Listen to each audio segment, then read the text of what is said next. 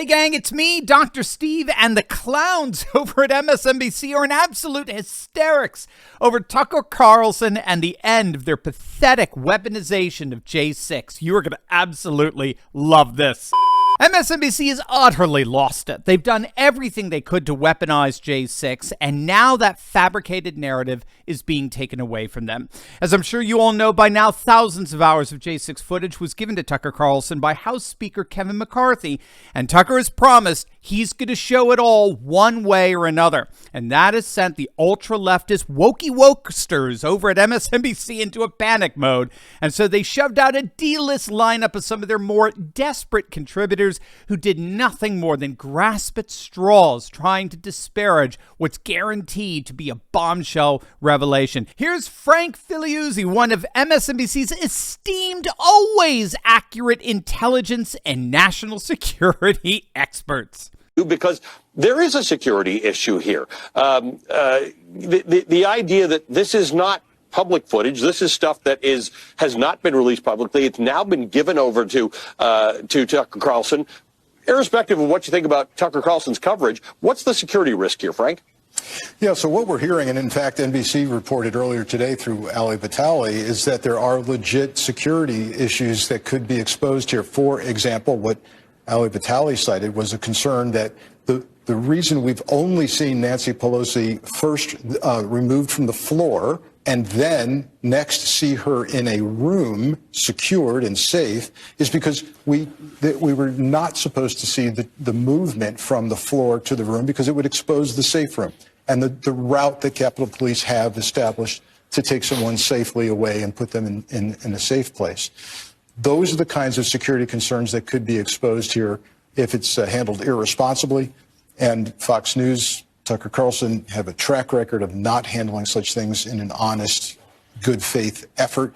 The other concern, of course, obviously, is the security concerns that arise from false conspiracy theories. We know they are dangerous. We know they lead to violence. And so if, for example, this host on Fox decides to play only things that indicate or allow him to blow up conspiracy theories. Oh, look, that looks like a Fed. Oh, look, it looks like someone instigated this. Oh, look, there's an hour of people doing nothing peacefully. If that keeps going forward and it's ginned up into the notion that all the prosecutions are witch hunts against people who were violent January 6th, then it could really pose a danger and a threat. Now, just so you know who that guy was, this guy once argued that Tucker Carlson and Lauren Boebert could be held accountable for the Colorado gay club shooting several months back. I mean, this is a guy who's openly referred to the J6 protesters as insurrectionists, even though the very FBI he worked for concluded otherwise. That's who we're dealing with here. And then he has the gall, he has the audacity to accuse Tucker Carlson and Fox News of pushing misinformation and conspiracy theories.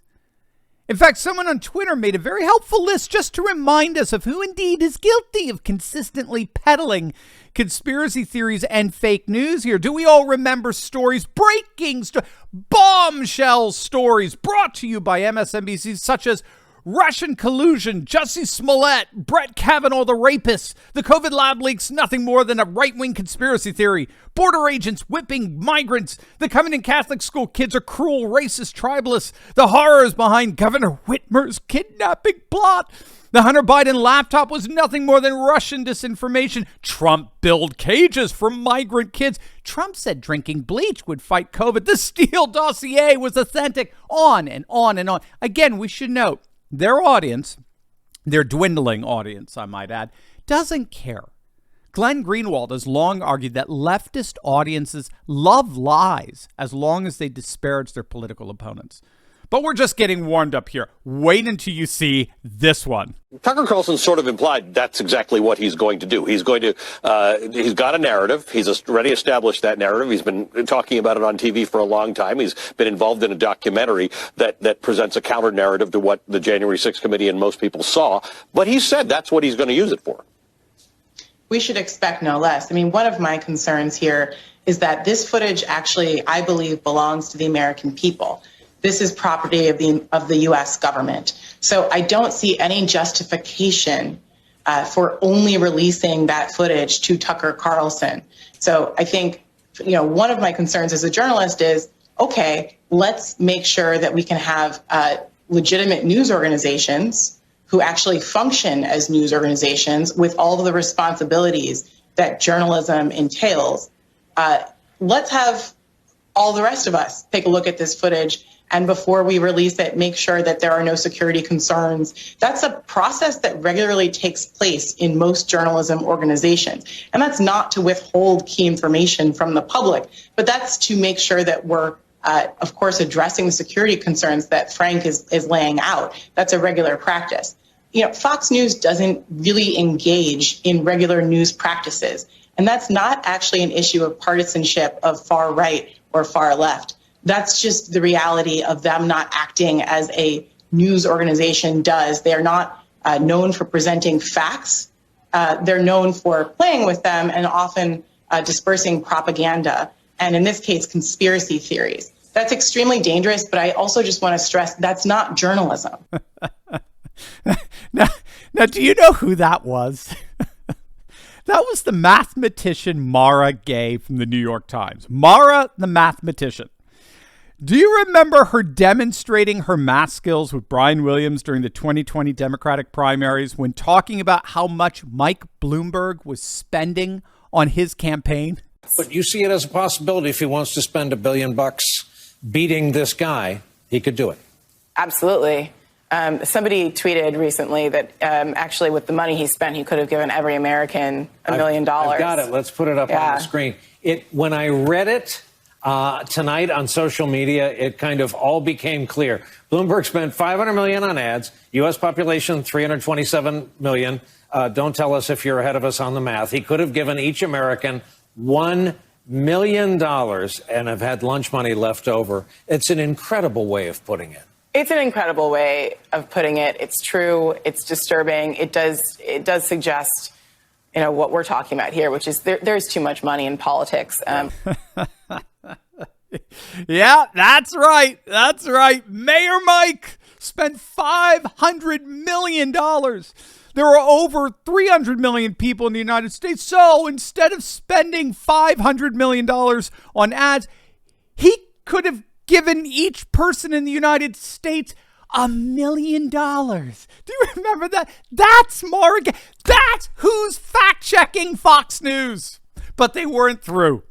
I've saved the best for last. But first, gang, make sure to click on that link below and protect yourself from our current economic insanity with the timeless value of gold and silver. You know, gang, patriots over the centuries have always relied on gold and silver to protect their assets during economic storms. And that is where the amazing patriots over at Goldco come in. If you've got $50,000 or more in an IRA, 401k, or savings account, and you need to protect those assets from bumbling Biden's insanity with the timeless value of gold and silver, click on that link below. Talk to our good friends over at Goldco. They want you to succeed so much. They're offering you up to $10,000 in free silver if you open up an account with them. But that is a limited time offer, so don't wait. Click on that link below or visit my special website, turleytalkslikesgold.com.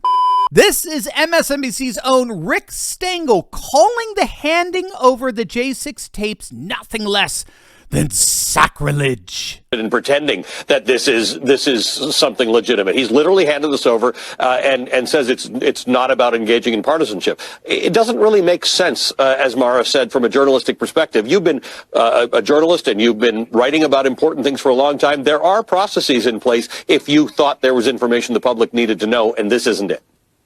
Yes, I want to foot stomp what Mara said. It's the people's house. Those are the people's tapes. Those tapes and cameras are paid for by taxpayer money.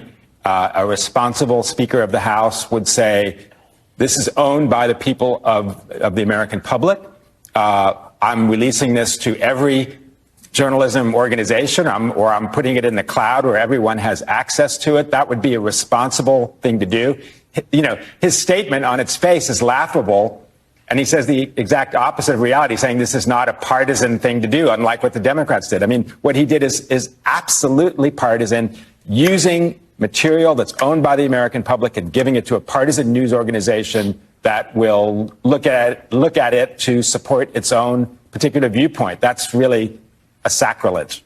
Now, that was Rick Stengel, and it may interest you to know that Rick has been guilty of some sacrilege himself.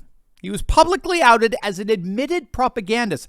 Listen to him speaking at a Council of Foreign Relations meeting. There's another word for master narratives. It's called history. Basically, every country creates their own narrative story. And you know, my old job at the State Department was what people used to joke as the chief propagandist job. We haven't talked about propaganda. Propaganda, I'm not against propaganda. Every country does it, and they have to do it to their own population. And I don't necessarily think it's that awful. So there you go. The guy is admittedly all about pushing propaganda. I mean, after all, every country does it.